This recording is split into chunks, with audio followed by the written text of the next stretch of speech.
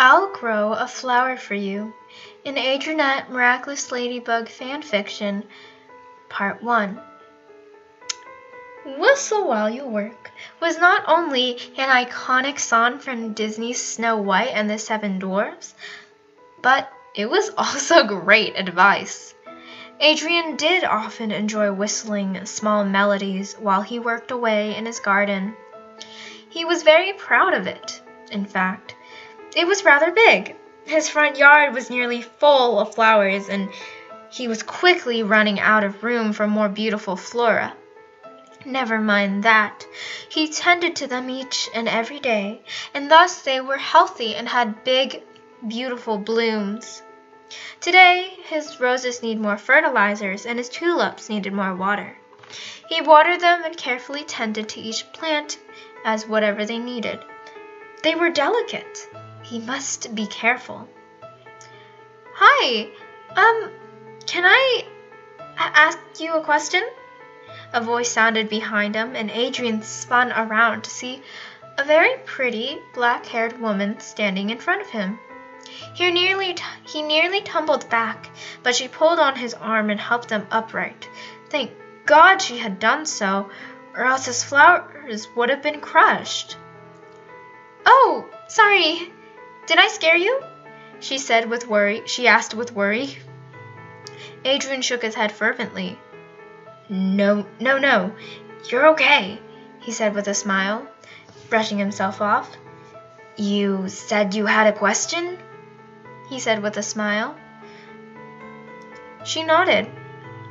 "I was wondering if I could have a couple of your flowers." Such an odd request. Adrien motioned to the flowers behind him. "Sure. Which one would you like?" She looked over the garden carefully. "Can I walk around a bit?" Adrien nodded and began to lead her through the flowers. "These are tiger lilies. They can grow up to be nearly 5 feet tall. I've grown some to be that height, but these are still a bit young. See? Only some of them have bloomed," he explained. The woman nodded thoughtfully. "I like your purple tulips. Can I have a couple of those?" she asked. Adrien nodded and went to grab a pair of gardening shears. "How many?" "2, if that's okay. And maybe one of those globe thistles?" "Yeah, that's fine." Adrien looked for the brightest and prettiest blooms he could find and carefully snipped them off. He handed them to her, and she took them with a sweet smile. "Thank you so much," she said. He nodded. "Yeah, of course. Can I ask you why you need them?" She nodded and began to dig around in her small backpack. She bit her lip, searching around, and finally pulled out a small purple-covered book. "Here!" She handed it to him, and gingerly Adrien took it from her. He flipped through the book to find beautiful pressed flowers. They were dated, some from months and months back. "Wow," Adrien said, impressed. She had lily of the Niles, buttercups, lilacs, and sweet peas. "Did you make all of these?" he asked. She nodded. "Yeah. My friend used to give me flowers to press, but they recently moved, and I have to find new flowers," she said with a slight giggle. She tucked some of her black hair behind her ears. "Oh, well, my garden's always open if you need flowers," Adrien offered. She raised a brow. "Really? You're offering your garden to a complete stranger? You're a generous person. Or maybe too trusting and naive," she teased him. Adrien laughed a bit. "I'm Adrien. Now we're less of strangers." He brought out a hand, and she took it with a laugh. Marinette. It was a pretty name, fitting for such a pretty woman. "So, you press flowers? What do you do with them?" he asked. "I also suspend them in resin. I have an online shop, and it does pretty well," she explained. "That's really cool," he exclaimed. Marinette smiled prettily at him. It's quite a bit of work. I have to pay attention to every little detail, she admitted. But making your own business, wow, that's impressive, he said brightly. She laughed a bit. I'm glad you think so. Adrien handed her back the book when he realized that he was still holding on to it. I'll see you soon, she said, beginning to continue on her way. Adrien nodded and waved. Yep. Marinette was a rather lovely woman, as Adrien had found out. He was very glad to have met her and talked to her, even if it was for only a couple of minutes. To be honest, she hadn't left his mind since they had first met. He found himself looking out the windows, wondering when she'd come and stop by, wondering if she'd come and get flowers, or wondering if she'd come and talk to him. And it just so happened that the next time he saw her, he was just about to go inside from a couple of hours of gardening, a week or so after they had first met. Hey, Marinette, Adrien called with way too much joy to be okay or acceptable. Hey, Adrien, I was wondering if I could get some flowers, she asked. Adrien nodded. Yeah, of course, he said. Which one would you like? She bit her lip and searched over the garden. I like your chrysanthemums, she said after a minute. Obediently, Adrien went over to pick some for her. He asked her how many she wanted. Only 2. Here, he said, handing her the flowers. Thank you, she said with a smile. In less than 3 weeks, Marinette's visits became frequent and well welcomed. They'd begun to talk more and more now. He learned more about her, in fact. She apparently lived in the houses only a couple blocks away from his, went to university for interior design, had gone to the same exact high school as he did, and was also 24. She was just as sweet as he thought she was. Perhaps even more. Here, you've been so kind to me and offered your entire garden flowers, so this is just the least I could do.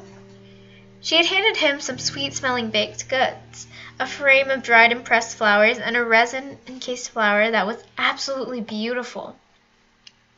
In fact, Adrien ended up amassing a fair collection of flowers and resin. They made a home on his previously empty top shelf of his bookshelf.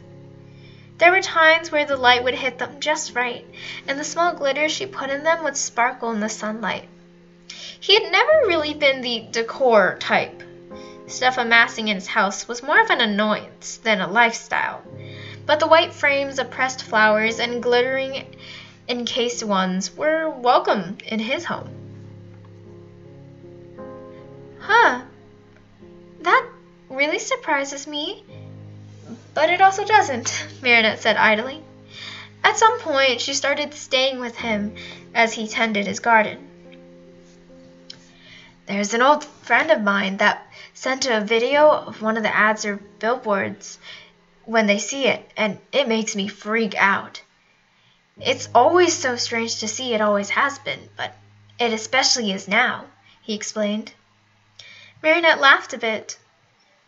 I bet. Although Adrien Agreste, the supermodel, has quite a ring to it. She spread her hands out wide, as if the words were right in front of her in the air, and it made him chuckle. I don't like being the center of attention, he admitted. Marinette giggled and shifted on the garden stool that he had gotten just for her, so they could talk while he worked. No, you're quite shy, she said with a playful eye roll. Adrien nodded. Yeah, it makes me wonder why my father thought I would be such a great model, he said. Marinette tilted her head to the side. Do you have any pictures of the ads and stuff? She asked. Adrien's face went red.